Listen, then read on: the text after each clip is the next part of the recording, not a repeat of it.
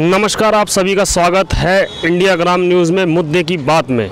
इस वक्त हम मौजूद हैं सुंदर नगरी RWA के बैनर तले, जो कि बाढ़ पीड़ित का यहाँ पर कैंप लगा हुआ है। इस वक्त हमारे साथ मौजूद हैं आकिल जी। आकिल जी, ये बताइए कि ये जो आपने कैंप लगाया हुआ है, इस कैंप में क्या चीज़ों की या किस चीज़ का चंदा इकट्ठा किया जा रहा है? ये जैसे आपने कहा कि बाढ़ पीड़ितों के लिए लगा है, और आपने देखा होगा कि आज देश के जो आधा क्षेत्र है वो पूरा बाढ़ से त्राही त्राही मचा हुआ है, और बाढ़ का जो पानी है वो कम हुआ है।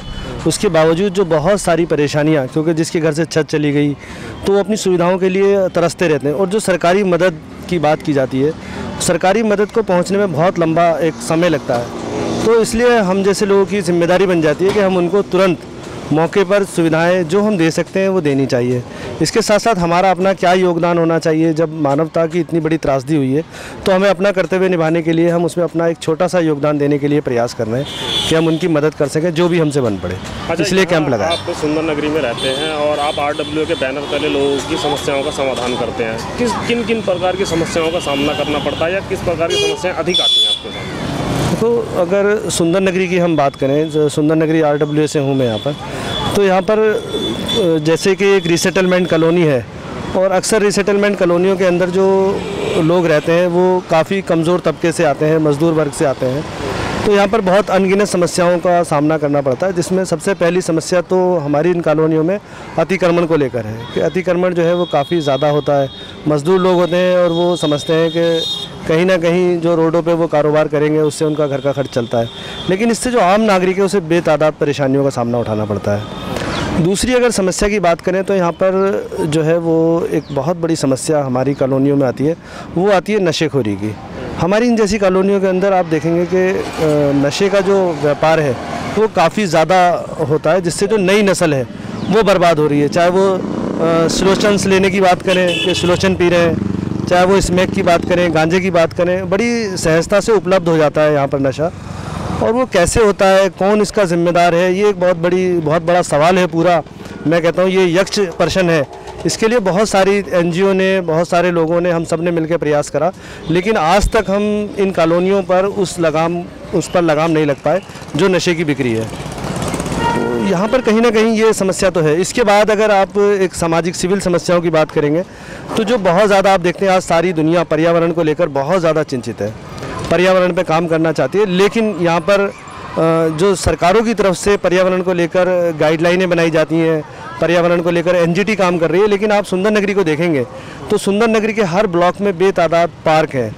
उसके बावजूद जो पार्कों की स्थिति है वो किसी बंजर भूमि के समान नज़र आते हैं। और सरकार की तरफ से जो 2 लाख रुपए का एक फ़ंड सालाना इन पार्कों के लिए NGOs को, RWAs को दिया जाता था, वो नहीं मिल रहा है। इससे पहले भी जो सरकारें रहीं उन्होंने किन लोगों को ये फ़ंड रिलीज़ कराया, जो निगम पार्षद होते थे वो, उसमें उनकी अहम भूमिका होती थी उस फंड को रिलीज़ कराने में। तो वो ऐसा लगता था कि पूरा का पूरा एक साठगांठ का खेल चल रहा है, और इस कॉलोनी के अंदर आज तक किसी पार्क की जो डेवलपमेंशन है, जो विकास है वो नहीं आया है। हाँ, वो निजी प्रयासों से आया, जैसे F2 के अंदर कुछ लोगों ने अपना निजी प्रयास करा, उसकी वजह से आज पार्क थोड़ा सा वो हरा भरा नज़र आता है। के ब्लॉक के अंदर निजी प्रयास किया गया, उससे वहाँ पार्क हरा भरा आता है। सरकार की जो भूमिका है वो बिल्कुल ज़ीरो नज़र आती है, और ना ही उनका कोई प्रयास नज़र आता है यहाँ पर। आप इस सरकार से कितना संतुष्ट हैं? इस सरकार से अगर संतुष्टि की बात करें तो जहाँ तक मैं इस सरकार का एक मूल्यांकन करता हूँ काम करने का, मुझे ऐसा महसूस होता है कि इनके जो विधायक हैं, मतलब टीवी पे क्या बोलते हैं मुझे नहीं पता, लेकिन जो इनके विधायकों से जब आदमी रूबरू होने की कोशिश करता है, बातचीत करने की कोशिश करता है, तो ऐसा लगता है कि आप किसी अफसर से मिल रहे हैं। एक अफसर और नेता में फ़र्क होता है। अफसर तो कानून की बात करता है, और नेता जो है वो एक आम आदमी के दिल की दर्द की बात करता है, उस दर्द को समझता है और समस्या का निदान करने की कोशिश करता है। लेकिन ये जो सरकार है ये कानून की बात करती है। आप कुछ भी एक लेटर लिखवाने जाइए तो आपसे कानूनों की बात करेंगे। तो इस तरीके से जो पब्लिक डीलिंग है, जहाँ तक मैं समझता हूँ इनके विधायकों की, तो वो बड़ी ख़राब है, और उसमें लोगों से मिलते नहीं हैं।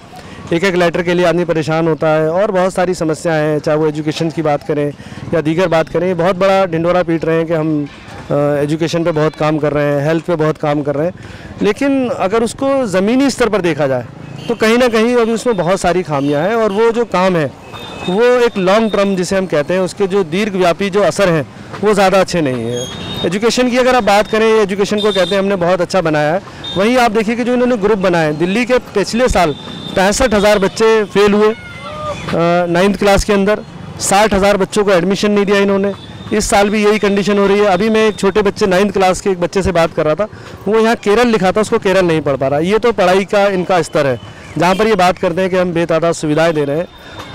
हमारा मानना ये है कि अगर आप सरकार चला रहे हैं, जिन उम्मीदों के साथ आप आए थे, जिन वादों के साथ आप आए थे, उन वादों को आप पूरा कीजिए। आप दोष मत दीजिए कि कांग्रेस क्या कर रही थी, बीजेपी क्या कर रही थी।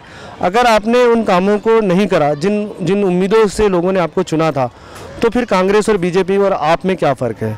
तो आपने यहाँ कुछ नया करने के लिए आया था, कुछ बदलाव के लिए आए थे, लेकिन वो बदलाव की जो दिशा है ना तो वो कहीं नज़र आ रही है, ना ही कहीं उसका कोई सुराग नज़र आता है कि हाँ ये उस दिशा में कोई कदम उठा रहे हैं। ऐसा लगता है कि पुराना जो ढर्रा है जिस पर ये लोग चलते आए हैं सभी लोग, उसी ढर्रे पे सरकार भी चल रही है। तो कुल मिला के आपने अकील जी से सुन ही लिया होगा कि ये इस सरकार से कितना संतुष्ट हैं। कैमरा पर्सन शान मोहम्मद के साथ मोहम्मद यूसुफ, इंडिया ग्राम न्यूज़, दिल्ली।